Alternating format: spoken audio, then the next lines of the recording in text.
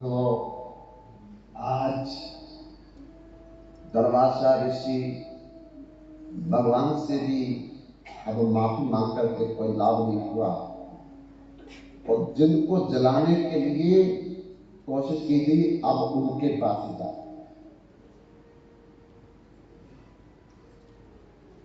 एक साल लग गया पूरा।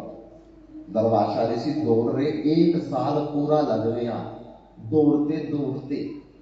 ना दरवाजा ऋषि ने कुछ खाना, क्या मौत पीछे लगी हुई है, खाना क्या है? जिसके पीछे मौत लगी हो वो क्या खाएगा? अम्बरीश परीक्षित महाराज को समीक ऋषि के पुत्र श्रृंग ऋषि ने अभिशाप दे दिया, आज के 7वें दिन आपको तक्षक काला नाग आकर के काटेगा और तुम मर जाओगे।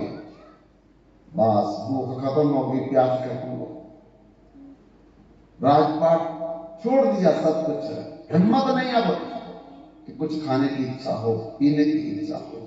सीधा सुखदेव गोस्वामी मिले, उन्होंने कहा 7 दिन 7 रात अब भागवत सुनो। बस 5 दिन रात दिन भागवत सुनते सुनते चले गए। सुखदेव गोस्वामी ने पूछा, परीक्षित महाराज 5 दिन 5 रात कुछ ले लो।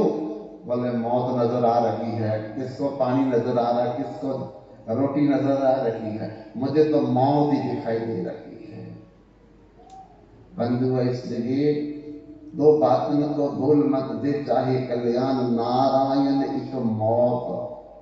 दूसरे श्री मौत याद रहेगी तो भगवान अपने आप ही याद आते। इसलिए मौत जब भूल जाते हैं हम लोग, तभी हमारी प्रॉब्लम शुरू होती है। जबकि मरने से हम बच नहीं सकते हैं। दुनिया का कोई बड़े से बड़ा डॉक्टर ले आओ, डॉक्टरों की टीम ले आओ, हम मरने से नहीं बच सकते। उनके पास कैंसर का इलाज हो सकता है, माइग्रेन का, हार्ट का इलाज होता, मौत का इलाज किसी डॉक्टर के पास नहीं है। अगर डॉक्टर के पास मौत का इलाज हो तो पहले डॉक्टर अपने परिवार को जिंदा रखेगा, हमारा इलाज बाद में करेगा। बोलेगा अपना परिवार पहले बचाओ मुझसे। लेकिन उनके परिवार में मां जा रही, पिता जा रहा, भाई बंधु सब जा रहे, डॉक्टर भी जा रहा। मौत का इलाज किसी के पास नहीं है। इसलिए जन्म और मरण भगवान के हाथ में है, केवल स्मरण हमारे हाथ में है। मरने से पहले पहले भगवान को अपना रिश्तेदार बना लो, संबंधी बना लो, फिर इसी शरीर से हम लोग भगवान के पास जा सकते हैं। मरना नहीं पड़ेगा, फिर इसी शरीर से भिलनी गई तो तुकाराम संत गया, नामदेव के 14 परिवार के सारे लोग गए, इसी शरीर में गए बैठ करके। मीरा इसी शरीर में गई, दूसरा शरीर तो धारण किया। कामा भाई, कामेकी, अरे सुखू भाई, जना भाई, सारे इसी में गए। उन्होंने भजन करेंगे तो बचेंगे, और किसी प्रकार से हम नहीं बच सकते। इसलिए बंधुओं, दुर्वासा ऋषि 1 साल तक भूखे प्यासे दौड़ते रहे, पर मौत ने पीछा नहीं छोड़ा उसका। आखिरी में भगवान ने कहा, बचना चाहते हो मेरे भक्त के पास जाओ, वो माफ करेंगे, तब माफी मिलेगी, ऐसे माफी नहीं मिल सकती आपको। दुर्वासा ऋषि अम्बरीश के पास उसी वृंदावन में जमुना के किनारे, और जिस दिन से दुर्वासा ऋषि चले गए थे, सुदर्शन पीछे लगा था, उस दिन से अम्बरीश महाराज भी खड़े हाथ जोड़ करके, ऋषि अपराध हो गया, ऋषि अपराध हो गया, ऋषि भूखा चला गया, ऋषि। उन्होंने भी 1 साल तक कुछ नहीं खाया, वो भी वैसे ही खड़े 1 साल तक। देखो भक्त कैसा है, वो बेचारा ये सोच रहा कि मेरे से अपराध हो गया, ऋषि भूखा चला गया, उसने बेचारे में भजन करना। 1 साल तक खड़े रहे वृंदावन जमुना के किनारे, अपने कुटिया के बाहर, कुछ नहीं खाया उन्होंने। लाओ साहब, इसको कहते हैं एक दिन कल नहीं खाया, मेरे को तो चक्कर आ रहा था। और मैं सोच रहा था भगवान करे कैसे कैसे महात्मा जो 6-6 महीने तक नहीं खाते हैं, एक ही साथ कैसे जिंदा रहते हो। हम लोग कल युग में अन्न का तो प्राण है, अन्न का अन्न नहीं खाएंगे तो मर जाएंगे, अन्न खाएंगे तो जिंदा रहेंगे। लेकिन पहले जमाने में क्या था, हड्डीगत प्राण थे, अस्थिगत प्राण। जब तक हड्डियां सुरक्षित रहेगी तब तक आदमी नहीं मरेगा। तो अम्बरीश महाराज जी कौन कौन से समय के हैं, देखो वो कौन से समय, खास युग की बात चल रही है। उस समय अस्थिगत प्राण थे, हड्डीगत प्राण थे। जब तक हड्डियों का पिंजर रहेगा नहीं मरेगा कोई। अब अन्न नहीं खाएंगे, अन्न नहीं रहेगा तो मर जाएंगे। इसलिए खाओ खाओ, लेकिन 15 दिन में अन्न ना खाओ, फला खाओ। इतना तो कर लो कि कम से कम फला कर लो। पुट्टू का आटा, गुली का आटा, दरऊ का आटा, साबुदाना, बदल टांग, स्यूल, अरे फल, सारे ड्राई फ्रूट, सब कुछ खाओ, लेकिन अन्न मत खाओ, अन्न मत खाओ। अगली एकादशी 11 जुलाई को है, 11 जुलाई शनिवार आ गया। क्या शनिवार, मुझे तो लगता है सही है। तो हमारी कथा दूर पर ब्रजराज स्वामी जी के होगी। ब्रजराज स्वामी जी के 8 तारीख को वहां शोभा यात्रा निकलेगी, शाम को 6 बजे से लेकर के 7 बजे तक ब्रजराज स्वामी से लेकर के और नीचे तालाब तक निकलेगी। और फिर 9 तारीख को मन फिलहाल में 3:30 बजे से लेकर के 3 बजे से लेकर के 6 बजे तक, 3:30 बजे से लेकर के 6:30 बजे तक ऐसी भागवत कथा वहां होगी। तो आप लोग वहां भी आइए। उसके बाद फिर बटाला में चले जाएंगे, तो बटाला के बाद फिर आपके मंडी में आ जाएंगे। ऐसे चलता रहता साल भर हमारा प्रभु की कृपा से। चलो सेवा मिली है आप लोगों के आशीर्वाद से, तो ये सेवा मिलती रहे। तो कहने का मतलब ये है कि एकादशी बहुत महत्वपूर्ण है। कम से कम अन्न नहीं खाना, बाकी सब कुछ खा सकते। जल, कंद, मूल, फल, दूध, दही, मक्खन, पनीर, रबड़ी, खुद, मलाई, जितना कुछ है भगवान ने हमारे लिए बनाया। एकादशी को अन्न नहीं। तो मेरी हाथ जोड़ के प्रार्थना है, यही जन्म में हम लोग भगवान को प्राप्त कर लेंगे अगर एकादशी व्रत हम रेगुलर करेंगे। तो हम वो अम्बरीश महाराज भी 1 साल तक कुछ नहीं खाया, ऐसे खड़े, ऐसे खड़े। आखिर दरबाशा ऋषि आए और आकर के चरणों में गिर गए, अम्बरीश महाराज बचा लो मेरे को, बचा लो मेरे को। अम्बरीश महाराज कहते, महाराज मैं तो गृहस्थी हूं, आप तो सन्यासी हैं, मेरे को तो यही दुख है कि आप भूखे चले गए, कुछ खाया नहीं। और कहते कि खाने पीने की बात छोड़ो, ये जो मेरे पीछे लगा हुआ है ना, ये सुदर्शन चक्र, इसको शांत करवाओ। कहती तो मेरा नहीं है तो भगवान का मैं क्या कर सकता हूँ। बोले भगवान नहीं आपके पास भेज रहा, जब तक आप इसको नहीं कहोगे ये शांत होने वाला नहीं है। अच्छा, जब भगवान ने कहा है तो फिर मैं अभी बोलता हूँ, हे सुदर्शन महाराज, मैंने अगर जीवन में कोई दान किया है उसका सारा फल ले लो, शांत हो जाओ। सुदर्शन चक्र शांत नहीं हुआ। अगर मैंने कोई परोपकार किया है उसका सारा फल ले लो, शांत हो जाओ। सुदर्शन चक्र शांत नहीं हुआ। अगर मैं जीवन में जितने तालाब, जितने कुएं, जितने पेड़ लगवाए हैं सबका फल आप ले लो पर शांत हो जाओ, सुदर्शन चक्र शांत नहीं हुआ।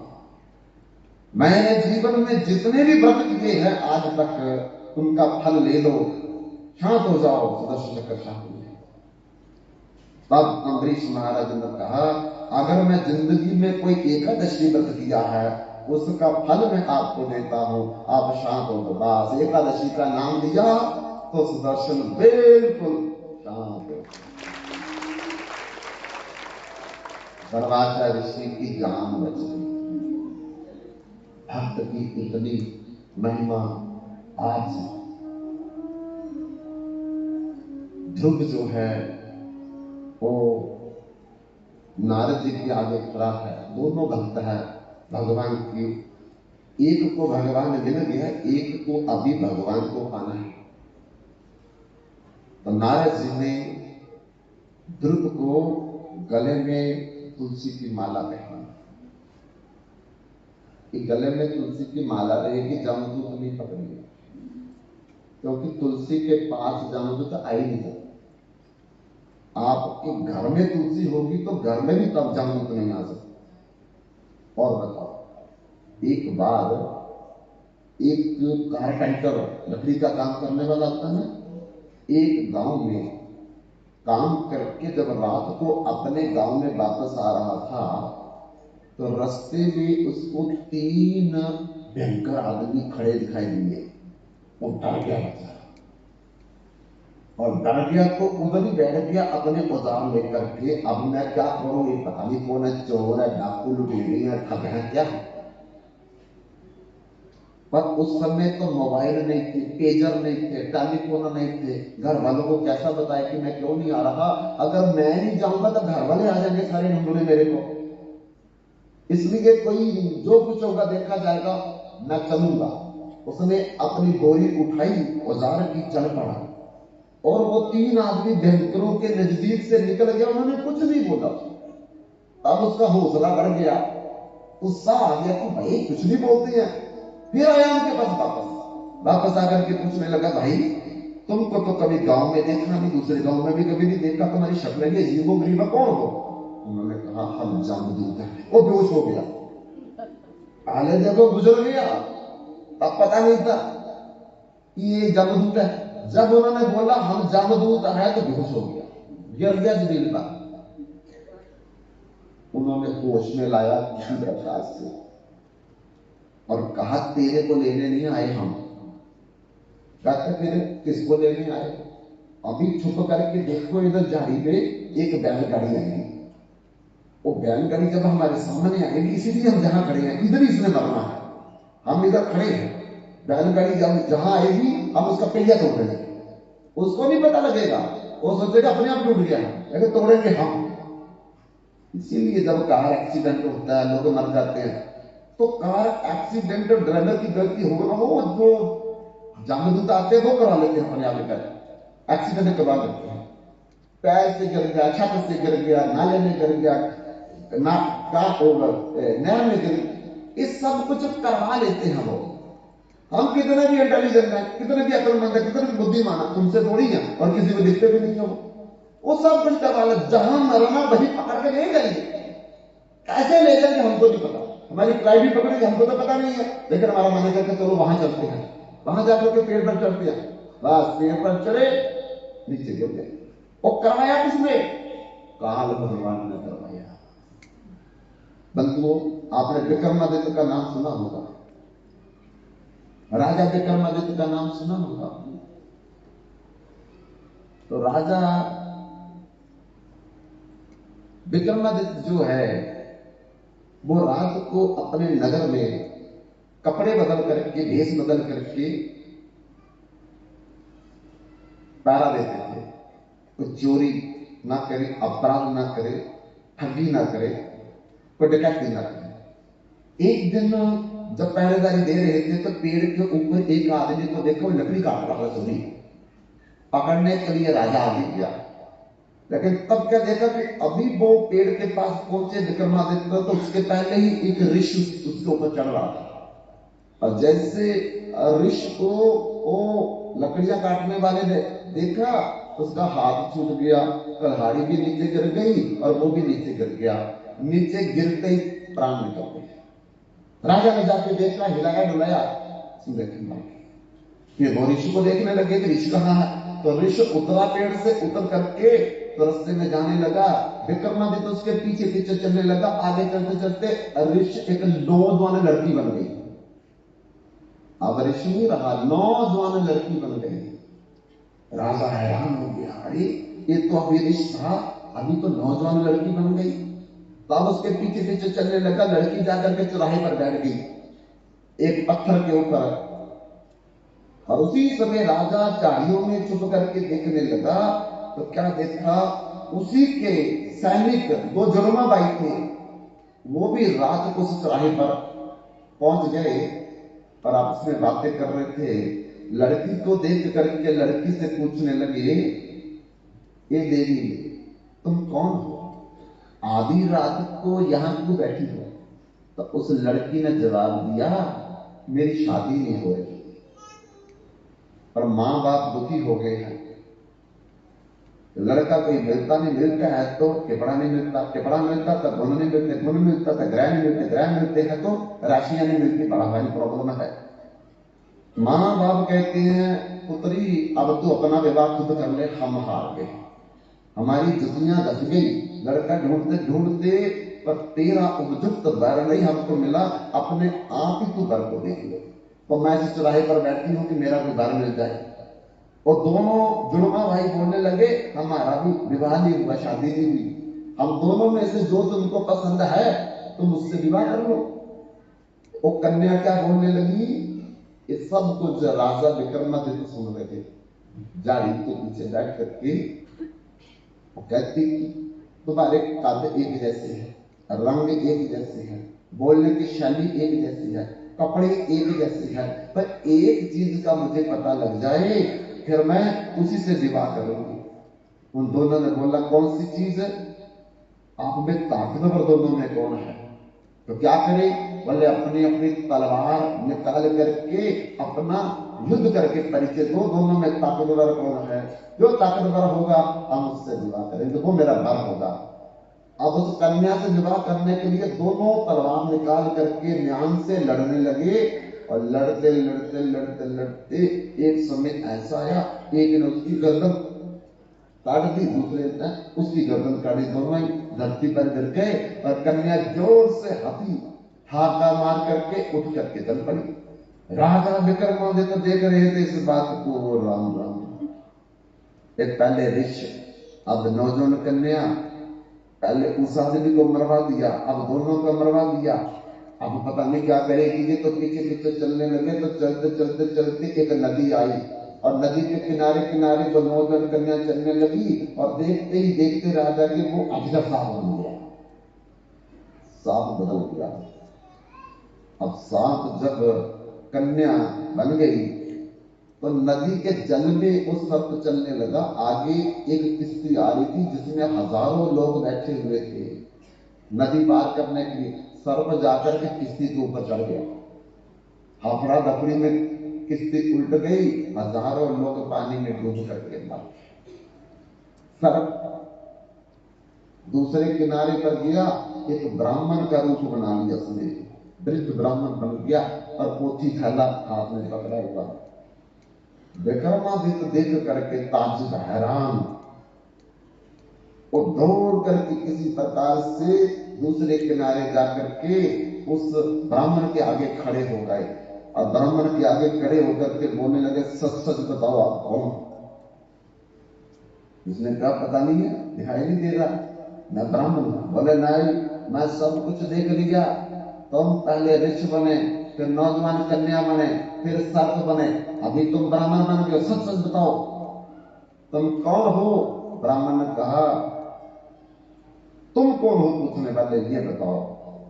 तो उसने कहा कि मैं इस नगर का राजा विक्रमादित्य हूं, रात को भ्रमण करके घूमता हूं, कोई पाप अपराध दुराचार बेविचार न करे। कहा ठीक है विक्रमादित्य, अगर तुमने मुझे देख लिया तो सुन लो मैं कौन हूं, मैं हूं काल, मेरा नाम काल है।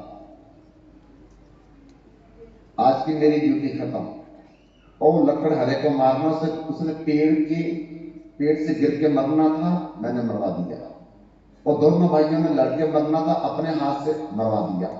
ये सारी लोका में जितने लोग बैठे थे पानी के बीच में डूब के मरना था, तो मैंने किसी को नहीं पता, लोग बोलने के पता क्या हुआ क्या हो गया क्या हो गया, और मैंने करवाया सब मरवा दिया। विक्रमादित्य ने कहा अब किसको मारोगे? बोला आज का काम पूरा हो, कल आऊंगा मैं, आज का मेरा काम पूरा होगा, इतना मिला तो हो गया, अब कल आऊंगा मैं, कल जिसको मारना मेरे को लिस्ट मिल जाएगी और उसी लिस्ट के आधार पर उनको मैं वही ले जाकर के मरवा दूंगा। हम कितने भी अक्लमंद हो जाए, बुद्धिमान हो जाए, इंटेलिजेंट हो जाए, लेकिन काल के आगे, मौत के आगे कोई भी इंटेलिजेंट नहीं हो सकता है। इसलिए अगर बुद्धिमान है, अक्लमंद है, समझदार है, इंटेलिजेंट है तो केवल सीताराम सीताराम सीताराम है। जाके दे जाके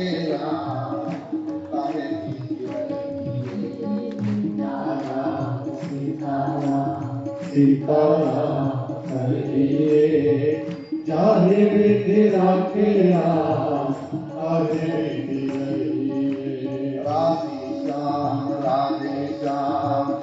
राधे श्याम कहिए जाके दीदी राके राम काहे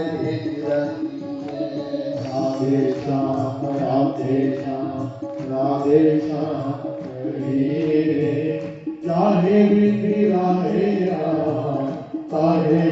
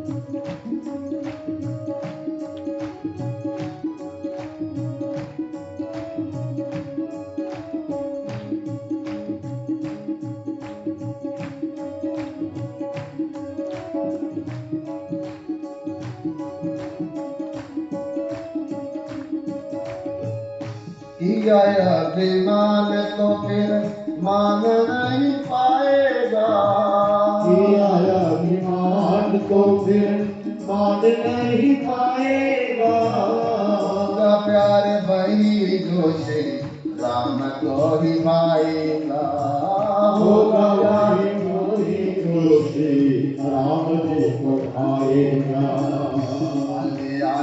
आप सुख काम करत रही चाहे तेरा तेरा चाहे रही सीताराम सीताराम सीताराम कहिए चाहे तेरा तेरा चाहे रही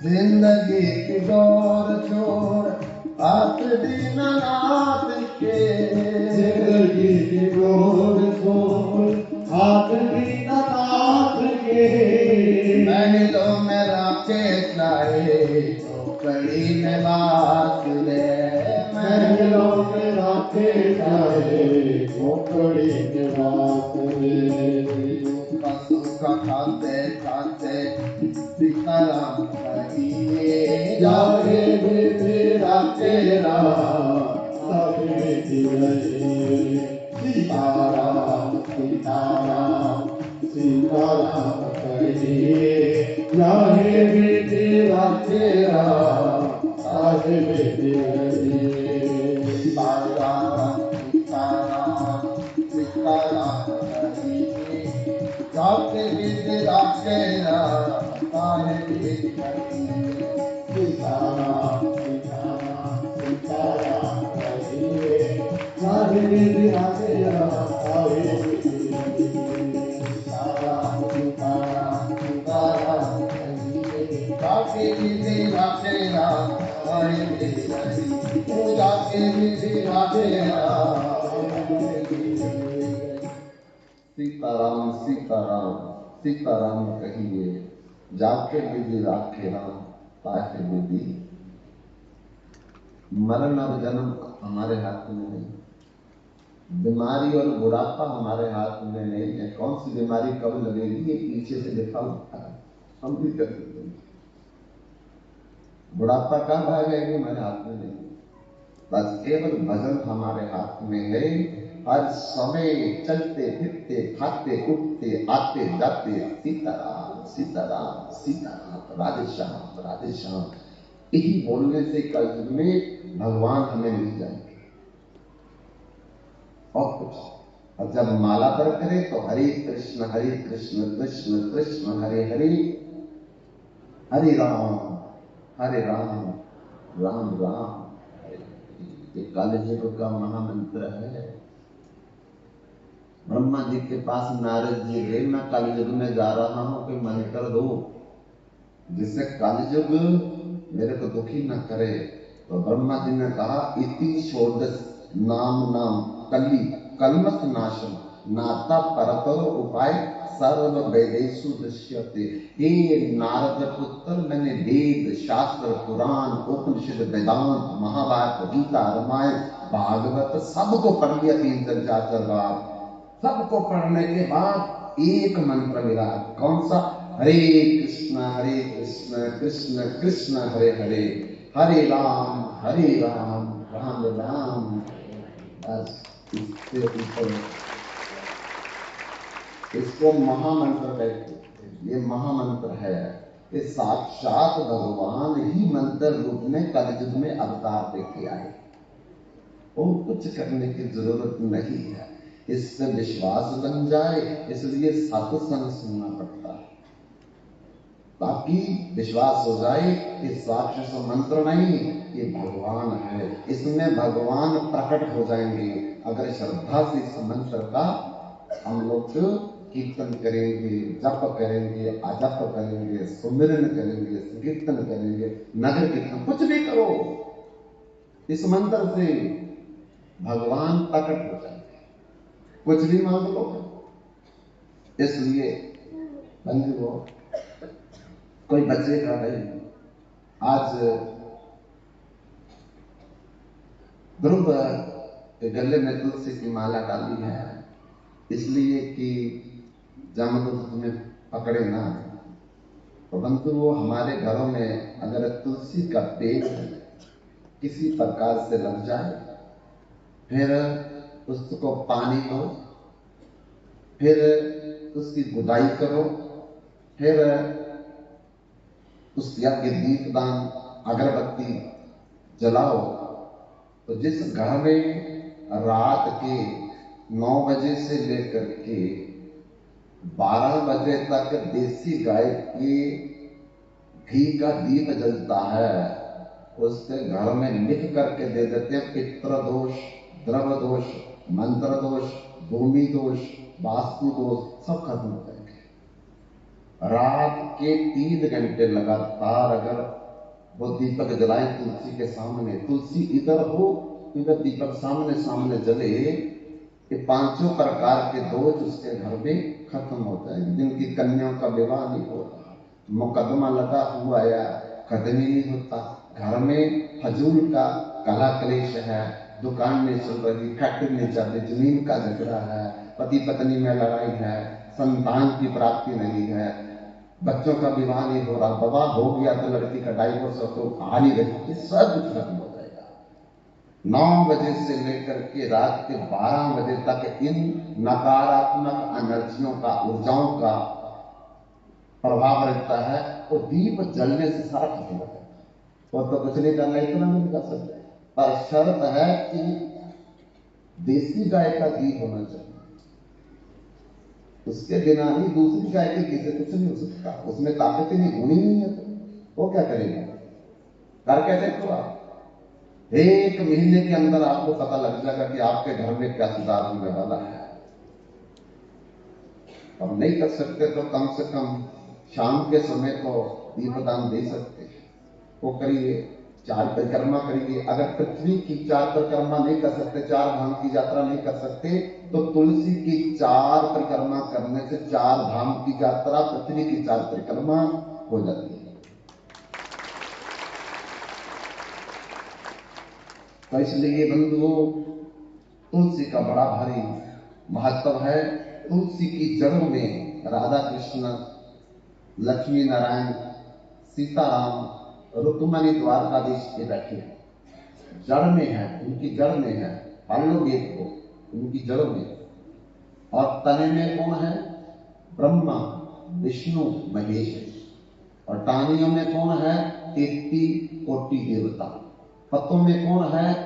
जितने भी ऋषि मुनि है, ये सारे पत्तों में विराजमान है। और मंजरियों में कौन है?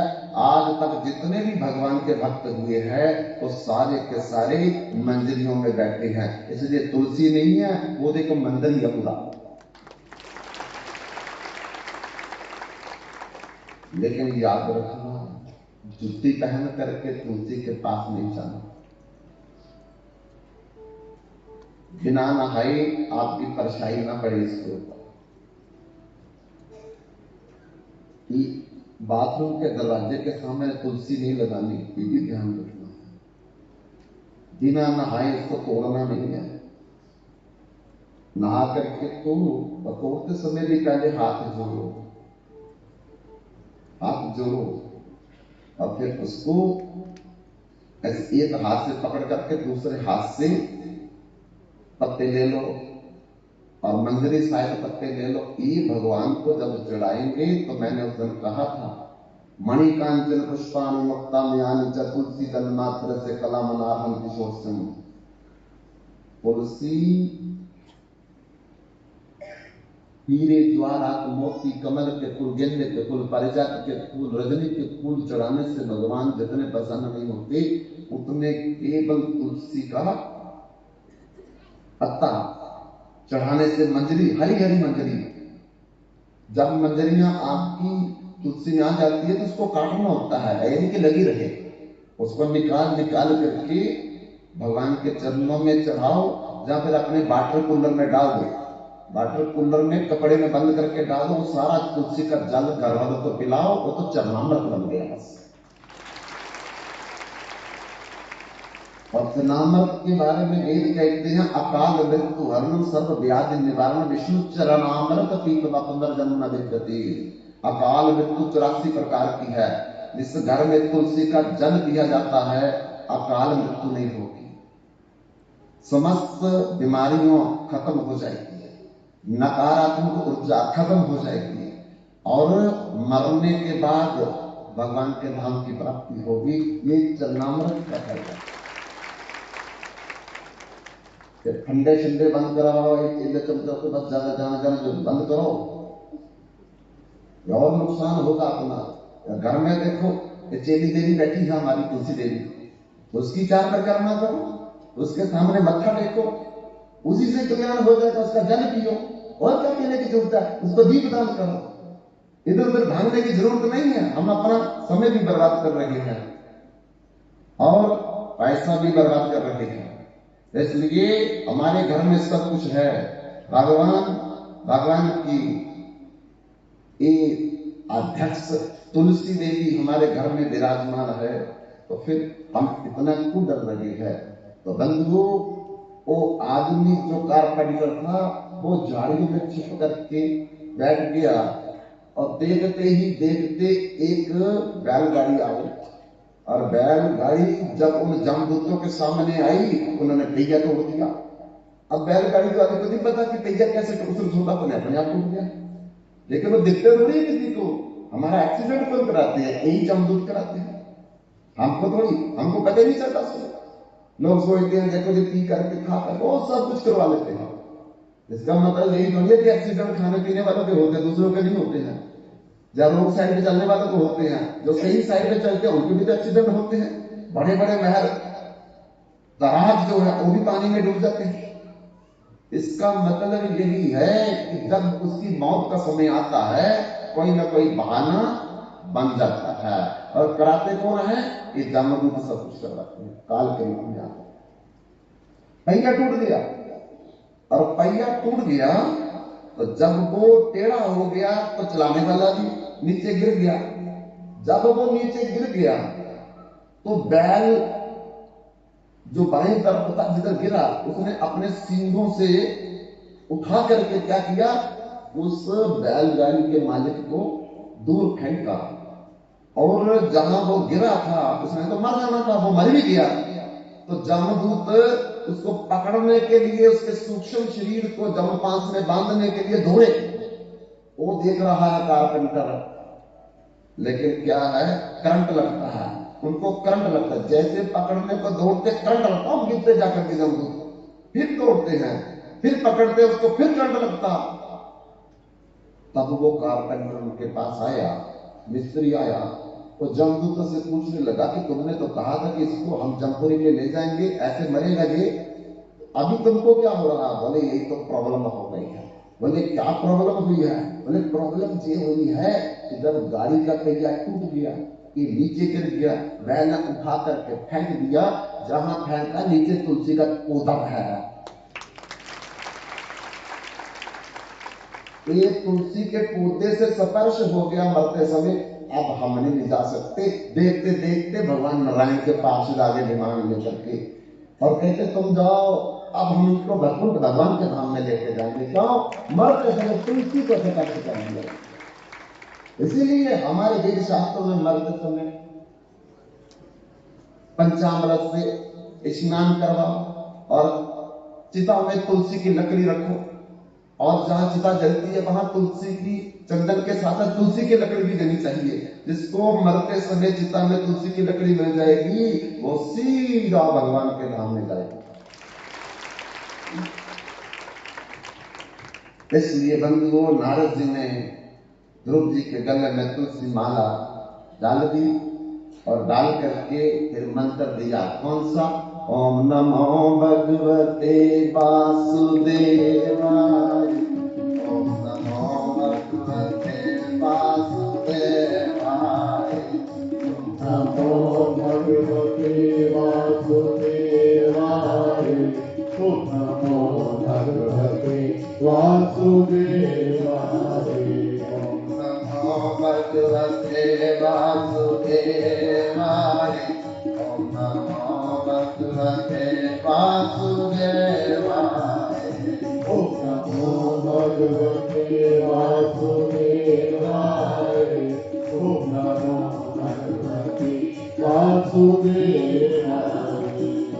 नमो भगवते वासुदेवाय, नमो भगवते वासुदेवाय, ओम नमो भगवते वासुदेवाय, ओम नमो भगवते वासुदेवाय। ये मंत्र दिया, द्वादश अक्षर युक्त मंत्र है। इसमें 12 अक्षर है और सतयुग की बात है, सतयुग में यही मंत्र चलता था। नारद जी ने ध्रुव को दिया और कहा वृंदावन चले जाओ। जमुना के किनारे एक मधुवन है, उस मधुवन में एक वट वृक्ष है, उस वट वृक्ष के नीचे बैठ करके तुम इसी मंत्र का ध्यान करना, तुम्हें भगवान की प्राप्ति हो जाएगी। बंधुओं, ये मधुवन क्या है? जहां भगवान विष्णु ने मधु नाम राक्षस का वध किया था, उसी वन का नाम पड़ गया मधु। आगे जाकर के भगवान राम के छोटे भाई शत्रुघ्न ने मधु राक्षस के पुत्र लवनासुर का, लवना राक्षस का वध किया था, वही मधुबन है। आगे चल करके द्वापर में भगवान कृष्ण ने अनेकों उसी मधुबन में लीलाएं की थी, वही मधुबन है।